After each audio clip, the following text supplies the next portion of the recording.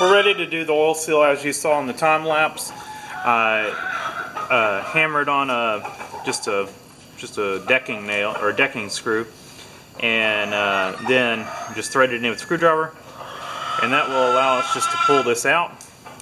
Super simple. This seal was actually kind of loose in there. It probably was leaking around here and not here, just of how loose it was, or maybe when I drove it in it kind of knocked it loose. But I'm going to take just a paper towel real quick and just kind of wipe in there. Crankshaft area looks good. If it looked bad, you might have to try to clean that up a little bit, but that looks good. And then I've got my new seal, and I put just a super thin coat of black RTV on it, and then I'm going to take a just a dab of oil. Well, I was going to pull it. This is sketchy. I didn't mean to pull the old dipstick out. I'm going to put that back. I was trying to get just a little bit of oil from it. I'm just going to wipe that on the inside of the seal. I just don't want it to start up dry. It gives it just a little bit of oil.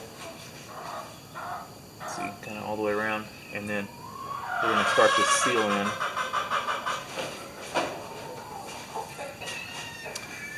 And wipe off this RTV. It's not a super tight fit, which is why I went ahead and put the silicone on it.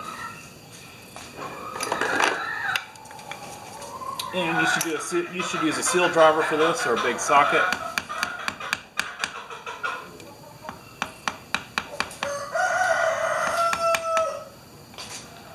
Do not use a screwdriver.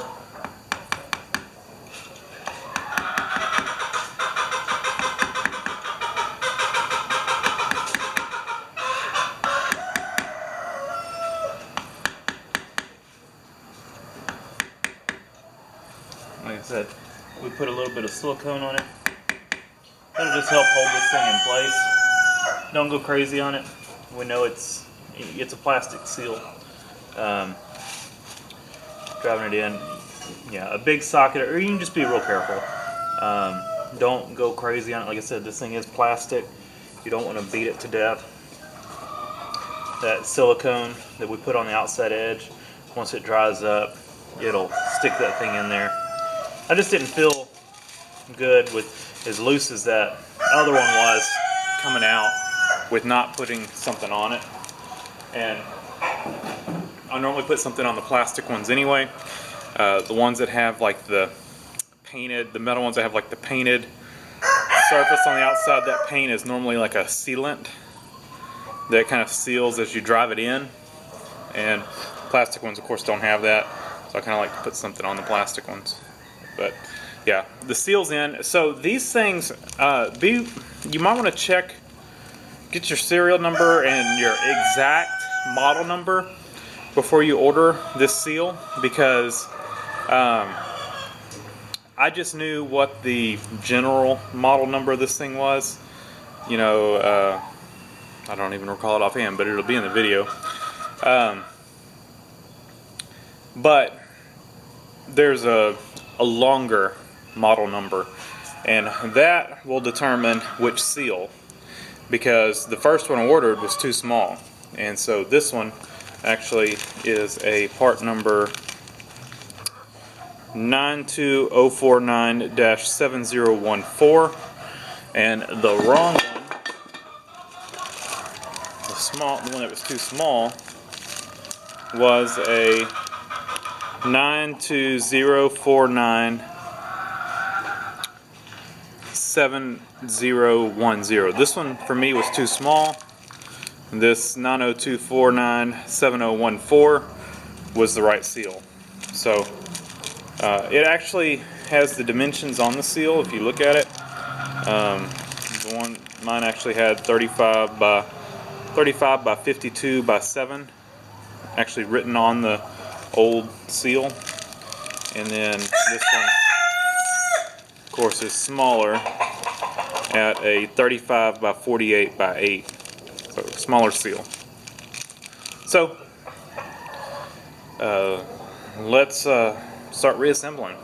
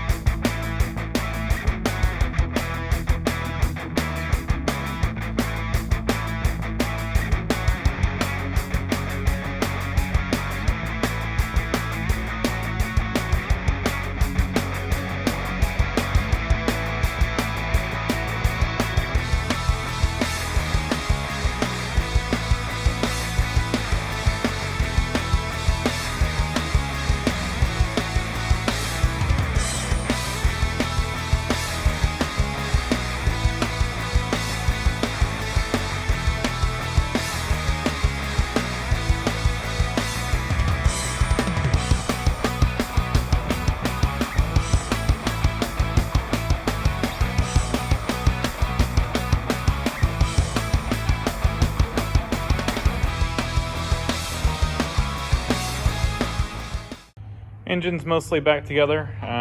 Just got to put the screen back on the top, and I showed all that coming apart, so I'm just gonna put it back on real quick and then put the back part of the mower back on, and I'm just gonna knock that out real quick because I actually need to mow.